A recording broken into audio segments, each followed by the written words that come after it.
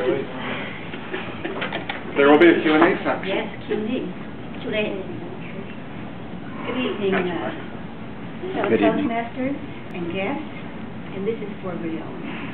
Okay? Well, I'm going to tell you in the next, I hope, 7 minutes.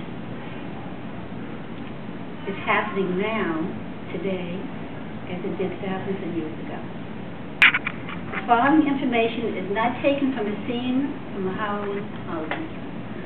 Hollywood feature film. It is real.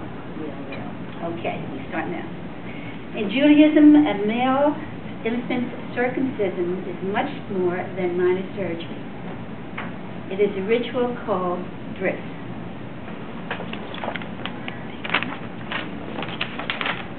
This is how to spell and pronounce bris.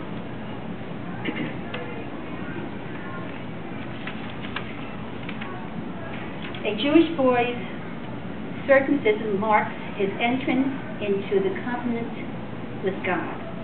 And what is a covenant? It's an agreement. You read about it in the Old Testament many times in many stories. There are 2 parts to a bris. Again, there is a circumcision, and then there is the giving of a Hebrew name. Every Jewish boy and girl has a Hebrew name. My Hebrew name is Kayla Rifsky. So now you know something else about me. The bris is held on the 8th day from the birth of the child. And the reason for that is that the baby has to live through 1 week, 7 days. That includes Friday night through Saturday, which is the Jewish Sabbath. After that, he may enter into the covenant of the Jewish people with God, hence circumcision. So now you know about that. The person that performs the circumcision is Moil. That's M-O-H-E-L. Moil.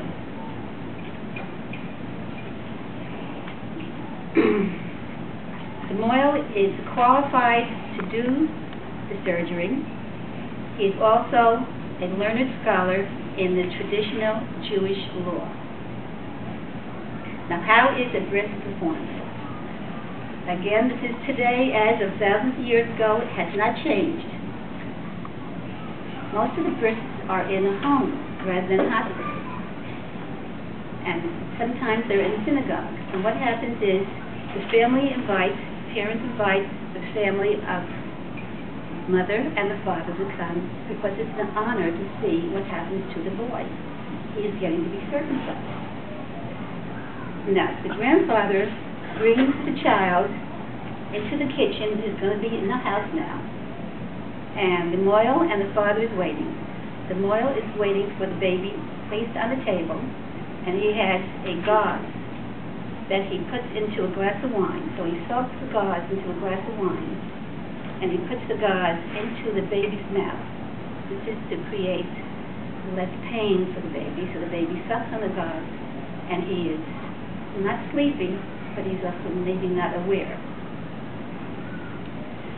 The Moil comes with special tools and performs the circumcision while the father holds the baby down. Now, can you imagine? It's really hard to say. Poor thing, right? As the father holds the baby down, the father is gritting his teeth. Meanwhile, where is the mother? The mother's in the bedroom, holding her ears because the baby is crying so loud. All the relatives are standing around the table watching. It's an honor, like I said. This takes 5 minutes. 5 minutes, long 5 minutes. I remember when I had I have 2 boys. My first child, it was like a nightmare. Everybody who's parents, mother, you know what happens when a child hurts himself and cries. This is circumcision, ladies and gentlemen. So it was a nightmare, it was a horror, but I had to bear up to it because it was and is still a ritual. The mother waits in the bedroom until the completion of the circumcision. Then the baby is given a Hebrew name. That's the second part of the mother comes out. She takes the baby from the Moil. memorial job is done. The family standing around all congratulate you and say, Mazel tov. Meanwhile, the baby is crying, the mother is shaking like crazy, the father is shaking like crazy, but everybody pats the father on the shoulders. The mother takes the child after the name is given and brings it to the bedroom to subdue the child. Again, the wine usually does not work. The child is screaming at the top of his lungs. Oh, top of his lungs.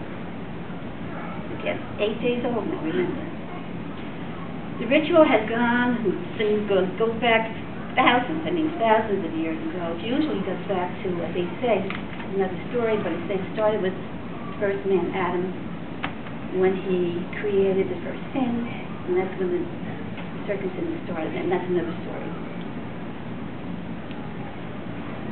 It has been, one more thing. Because the covenant is so powerful between the Jewish people and God, the foreskin must be removed as it is a block to the covenant of God. And that is why the covenant is, circumcision is made, because the covenant is made after circumcision and is witnessed by the family, and of course the memorial comes there and does the job. So that is why the foreskin has to be removed, because it blocks the covenant, and this is also said in the Old Testament. But now you learned about that. It has been my pleasure to inform you of the ritual of circumcision for Judaism. I bet you none of you have heard of the bris. Maybe one or two have. And none of you have heard of a mohel. They're still around. They get big money for what they do. And you now have a fuller understanding of what goes on in the bris ceremony. Thank you very much. All right.